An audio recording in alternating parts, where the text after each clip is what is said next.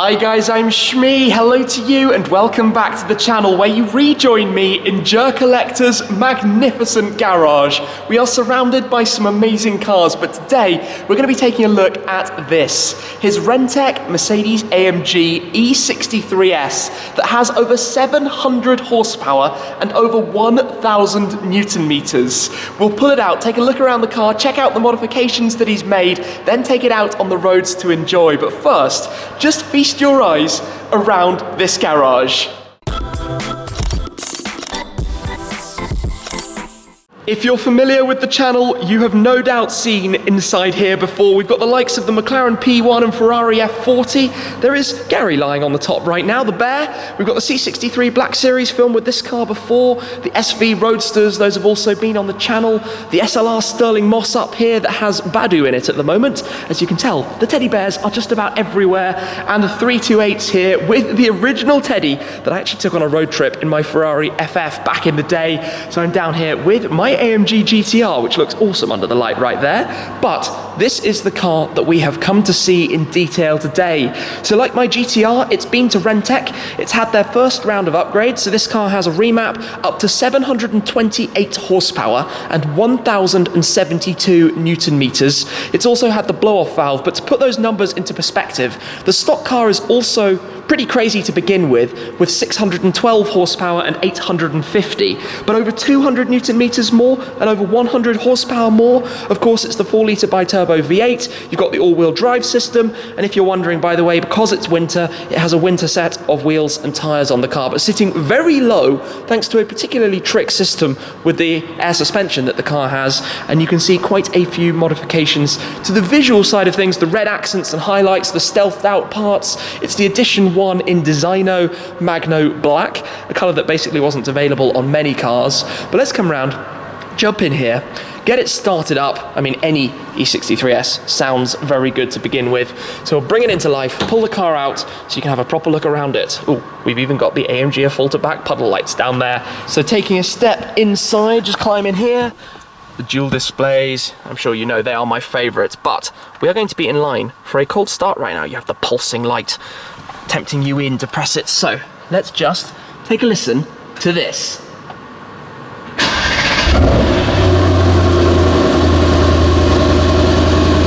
And we're into life. Of course, it's not as shouty as the GTR, but let's just pull the car forward and line it up in the middle to take a proper look around.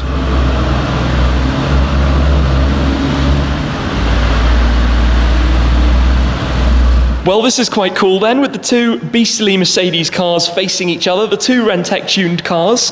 But the thing with the E63S is that it has the 4MATIC Plus system, but then you can actually put it into drift mode and have all of the power just on the rear axle. And if you think about that with this, with 728 horsepower, that makes it, well, a bit of a tyre slayer, I think it has to be said. So the E63 and the E63S are basically super saloons. They are incredibly quick, only just over 3 seconds by default to get to 100 kilometers an hour, 62 miles per hour, but then limited at the top end to 310 kilometers an hour if you have the optional upgrade. I mean, the theoretical top end will be something absolutely insane beyond that. Normally, it's a bit of a discreet car, you know, it looks like a Mercedes E-Class, a smart businessman's car, but in this case, obviously something quite substantially different, especially with all of the modifications. So the Powered by RENNtech logos that I have on mine too, but with red here to match with the red accents found around the car. So the boot lip spoiler down there on the diffuser, of course on the winter wheels that are on the car, the side stripe with the AMG style logo as well, the Edition 1 badge, the RENNtech badge, also on the door mirror.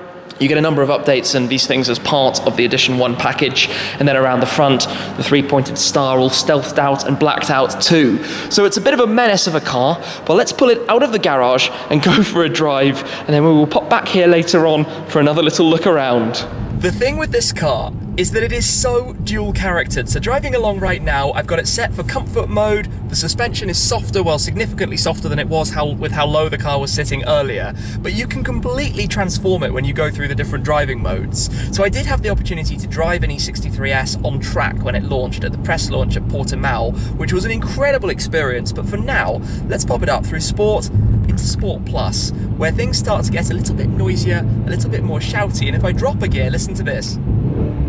you just get those crackles going on behind. In fact, if you just stab the throttle, you get all of those, and we've got the blow-off from the RENNtech system as well.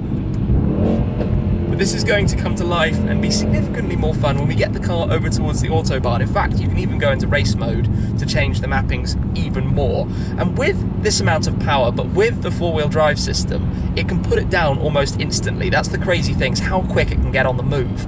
You obviously have to remember that we're on the winter tyres, which have a speed rating up to 280 kilometers an hour, so the fastest we can actually go is 280. But I do know that it can get to 280 remarkably fast. So we will head over towards the Autobahn. I think we're going to have a tunnel in a second as well to enjoy. But I love the way Sport Plus and race mode, as it is right now, knows what gear I want it to be in. And the noises, that's the thing with this car. It's the AMG engine. So good. Out we go then, onto an Autobahn. So one thing with the E63 S is that you have the 9-speed AMG Speedshift gearbox as opposed to the 7-speed dual clutch that you find in the GT R, for example. And what that means is that basically it can handle having this amount of torque, because that is the big thing. There is so much torque, as I'm experiencing right now, as we get up to about 200 kilometers an hour in almost no time at all, that it's kind of the problem for the gearbox in these cars. If you modify them too much, that the gearbox is the sticking point, basically. Gearbox, brakes, those kind of things. Anywho, slightly slower section for the moment, but tunnel ahead.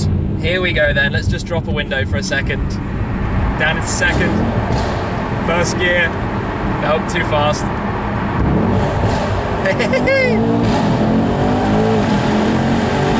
Woohoo! Cracks are incredible! And then we have an E-restricted section, but too many cars around for the moment. Wow! Picks up so fast! Foot down in fourth gear, 180, 190, 200, 210, 220, 230. We're going to go onto the brakes as we go past some cars, but numbers climb fast. The thing you have to get used to though, with the 9-speed gearbox, is that I like to shift manually just because it's fun, you get the noises, the crackles, but in here, because of the way the ratios are set up, I do tend to find I'm trying to downshift it too early because I'm expecting 7 gears, not 9. The familiarities of the noise with my car, just with a different, obviously, setup as a result. And here we go again then, back out onto the Autobahn, foot down, watching the numbers rise astronomically quickly. 230, 240, 250, 260, 270, and we're at 280. That's as quick as we're going to be able to go today. And it's that easy in this car, the same car that can be so docile when you want it to be as well. But of course, thanks to having the RENNtech upgrade, the ECU tune, that amount of power in a car like this, it's no lightweight. This car is obviously filled with luxurious elements, nice materials, technology. It's a 4-seater, it's a fairly decent sized car, but it moves that quickly and that well controlled. Of course, there's no feeling unsteady or uneasy at all with the 4-wheel drive system. A wide track, it looks so good too. And you're comfortable driving it. Yes, you don't need to downshift this much. I know, I just love and enjoy doing it. I think we might be about to get another open run in front of me. So in fourth gear, foot down, instant torque. Away we go, up to about 7,000 RPM at the red line. And the numbers again, just climbing up so fast. You feel like the car can easily carry well above 300. The speed with which we get to 280 again, and then onto the brakes hard for a speed limited section to go through the tunnel. But my goodness, it's really fast. It's really fast. But given that we do have the tunnel again, this obviously means we can slow it down, pop the window back down. But nothing behind us at all right now. Literally nothing. And go!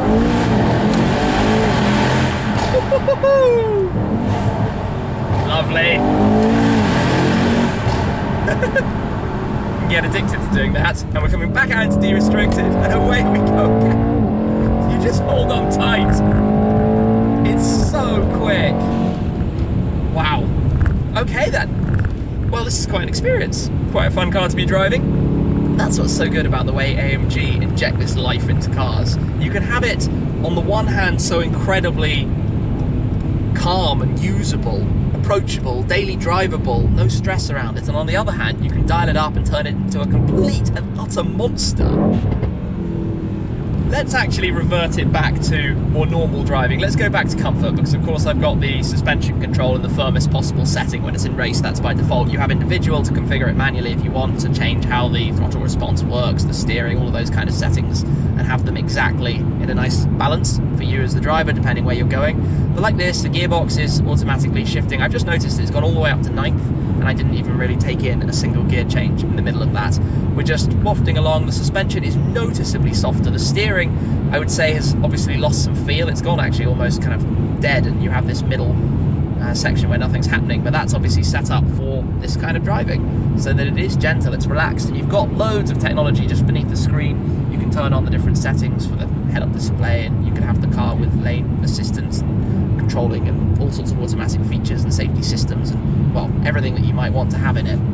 But like this, what more can I really add? You know, you can turn on adaptive cruise control and just let the car do its thing. As a daily driver, which is of course what Gercollector uses this car for, could it be any more appropriate, right? It's going to be a car he uses for quite a long time, hence doing the RENNtech upgrades to inject even more life to it, but basically continue and maintain having these usable characteristics that make the E-Class exactly what it is. I'm not quite sure what this guy in front of me is doing with his indicator that's not moving. He will eventually move. Anywho, so far, can't really complain. Pretty magnificent amount of fun, especially in the tunnels and out on the Autobahn. But let's head back now towards the garage. There is one more thing that we need to try, so let's come to a standstill, pop the car into race mode, then we'll confirm that, because I'm going to do a racing start. So foot firmly on the brake, you give it full throttle, let go of the brake, and then with the 4MATIC system, we are going to fly away. So let's test this. On my marks, get set, go! Oh, I've lost my sunglasses, they've gone off the back of my head, and I think in about 3 seconds or less, we're at 100 kilometers an hour. My glasses have ended up in the back of the car somewhere. Okay then! Yeah, that's pretty dramatically fast. I'm actually just taking a moment to think about this, because with that much torque, the car was just absolutely off and gone. Wow. How cool is this then? To get back down into the garage, we drive into this car lift. You can hear the parking sensors going a little bit wild, but there we go. We get in, we come to a stop, and we will go down and emerge inside. And just like that, in we enter, and then in a second, the lights will go on, and you can see the craziness of the Huracan Super Trofeo just there. He says, there we go, we're into the garage. So let's just park up and have a couple of blips to enjoy listening to this. First thing was the opening of the exhaust valve, so you could hear the revs getting a little bit louder.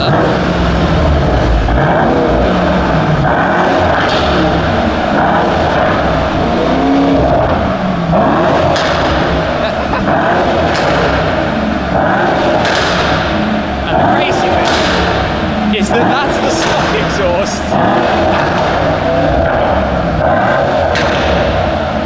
Not bad, hey? Not bad. That's completely stock, factory stock exhaust system. Wow. Have a look though at the interior of this car. I love the way you have all of this ambient lighting. You've got it around the underside of the dash trim. You've also got it around the display. You can see up at the top. You have it around the Burmester sound system. So this is the premium audio upgrade. Obviously the performance wheel, smaller steering wheel, just everything about it is really quite nice on the inside. The one thing I do not like, and I'm not discreet about it, are the AMG Performance Seats. They are very, very, very firm on the base and on the backrest. And for me, I just find them a little bit overkill, even though when you look from the back, they are very, very nice. Quite a thin design, but just a bit too solid for me as teeth to sit in and drive. So let's just turn it off. Display's off for the moment. And yeah, the RENNtech E63 S, as we have experienced, is quite a phenomenally powerful and, well, potentially excessive, but good fun machine to go out and drive. So thanks to Gercollector. Of course, his page will be down below. I hope you've enjoyed the video watching this car accelerating effortlessly up to 280 Ks, and then the sheer ferocity of its launch control, its race start, I should say, which is, well, really quite mind-bending. Anyway, plenty more videos will be coming with other cars in this garage, so watch this space as always. But for now, that's it for this time. Thank you very much for watching, guys. I appreciate your support, and I'll catch up with you again very soon. Cheers!